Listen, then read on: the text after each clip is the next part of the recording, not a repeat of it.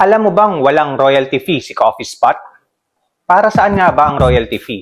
Ang royalty fee ay monthly fee na kinokolek ng mga franchisors sa mga franchises nila para sa tuloy-tuloy na suporta at paggamit ng brand name. Kasama dyan ang continuous support, system improvement, brand marketing, at marketing support.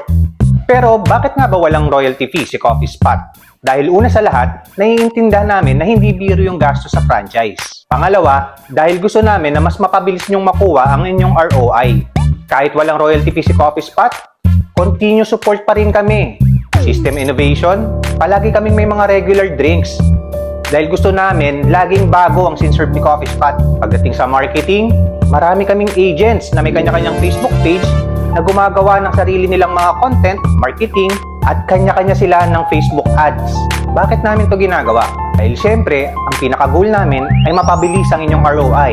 At pag nag-ROI kayo ng mas maaga, possible na magba-branch out ka ulit. Dahil ang pinaka-goal namin ay mas dumami ang Coffee Spot branches nationwide. Kaya kung interested ka sa ganitong negosyo, i-message mo na ako. Tutulungan kitang simulan ang dream coffee shop mo. So again, it's me, Chad, Unit Manager of Coffee Spot Philippines.